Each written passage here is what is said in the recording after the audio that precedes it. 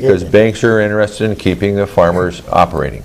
So they're trying to help them as best they can. Well, they're trying to work with them, and we do have some government programs, but government programs are government money, and farmers don't like handouts. They maybe like a little hand help, but they don't want government money. A helping hand, but not a helping hand, exactly. Yeah. So, but of course, there are some packages coming out with the milk income loss money that will help, and so it does help. But it just simply we're not making ends meet, and I just don't want to complain. It's a serious problem. Yeah, well, it's the farmers. What else do you pay for hay for these guys? I mean, how much hay does a cow eat? Nobody knows all this, you know. I never. We have, for our 100 head of cows that we have at milk, we end up having about 1,500 tons of feed for them a year to 2,000. 1,500 tons. But that's based on its corn silage, haylage, baled hay. So actually, the cow eats a tremendous amount of... couple tons or something. Yeah, oh yeah, I mean, a year. That's not a problem. I guess I've never sat down and figured it out. What's hay cost now? I see these great big bales. When I was a kid, we had these little ones. We lugged them. Some of them weighed 80 pounds. You had to throw them up on a... Well, these big square bales... I'm talking about big round ones. Right.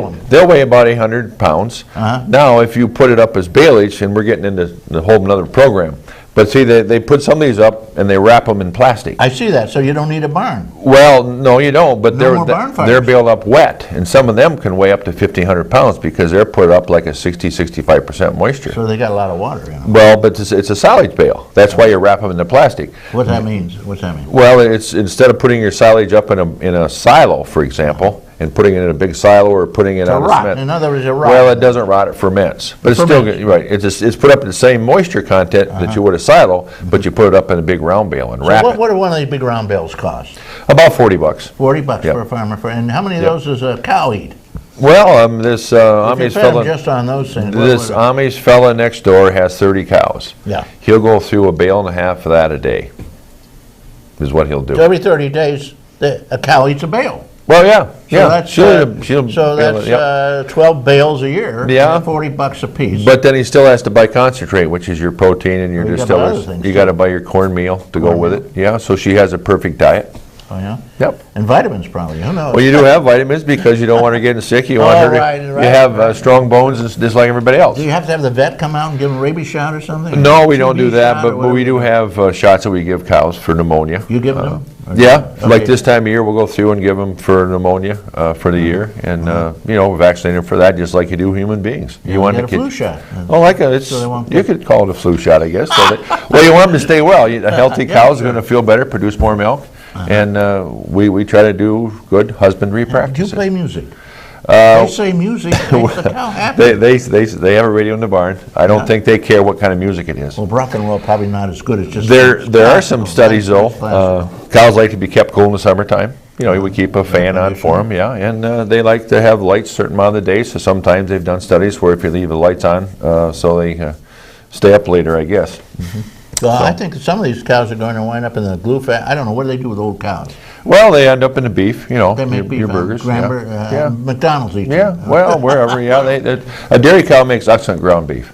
It does what? Yeah, a dairy cow makes excellent ground beef. Okay, so they probably grind a lot of it. They probably do grind a lot of it. It's only, right. It won't make a nice fillet. It's not your prime rib, but it's good lean beef, and because it's a dairy animal. So I suspect quite a few of these cows are going to become a hamburger because I of the suspect fact that that's the case. How can a farmer keep a cow that he can't afford to raise? Right, and that's part of the problem with the beef market too, because these beef feeder steers are not bringing anywhere near the money that they did a year ago. So it's not just the dairy industry; it's all agriculture in general.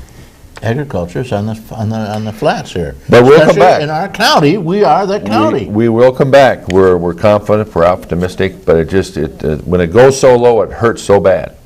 And it really hurts, and then you have to get out of that. Both surviving cattle farmers, milker dairy farmers will come back. Well, we will. We will. You and one other, maybe. Well, the Amish will make it because they have a special... Well, but they still have to buy feed, too. They have to buy... They raise a lot, though, don't they? Well, they do a lot, but they do a lot with horses, and sometimes it's not as efficient as it is other ways. Yeah. And there are Amish that do... I take care of feeding 3 Amish dairies right now with my baleage and my corn salad. You do? Yes, I do. So actually, you're providing for the Amish. Correct. In a big way here. Correct.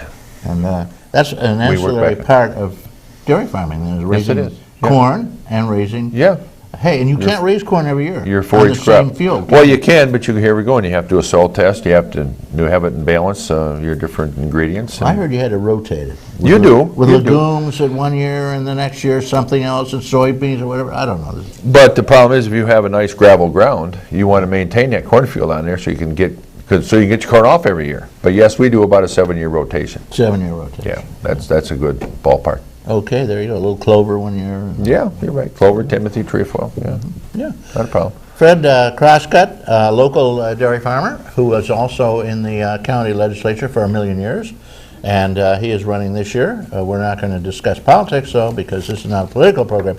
However, he's doing a good job over there, I think. And Well, I who do enjoy you it. represent? Who do you? I represent most of the town of Chautauqua and the town of Sherman. And So you represent all the Yep. tourists who come in? And well, and we had a lot of controversy. We didn't get into this Yeah. latest phosphate ban, but I serve on the fire advisory board. I'm very close to fire departments because I'm a former volunteer fireman. I'm a current one. And At 70. so You my believe heart's- that? Yeah. Well, That shows you how desperate fire departments are. well, they are, and I can barely hobble in, and I can't remember anything. yeah, and I'm also serve on the Red Cross board of directors. Very, very proud to be able to do that. So, Wonderful. I We don't- miss we miss Sage.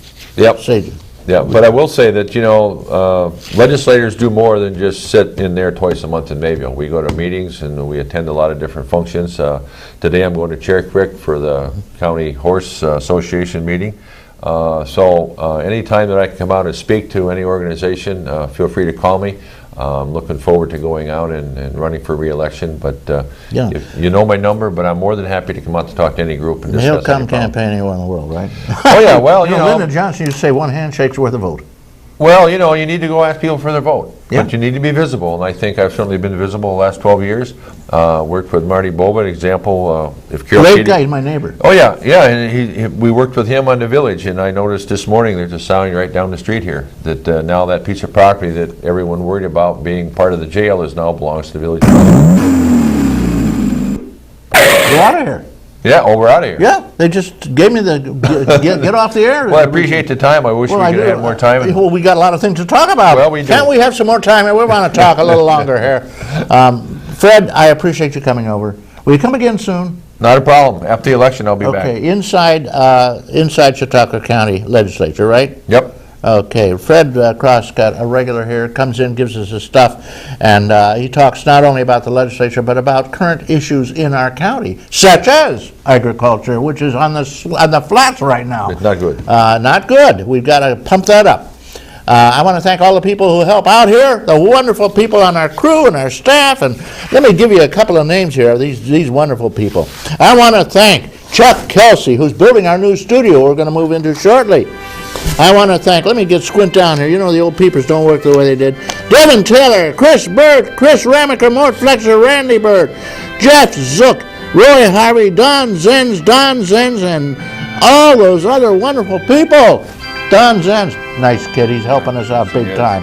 I want to say, may all of you have a wonderful week, and may all that is proud and true and noble abide with you.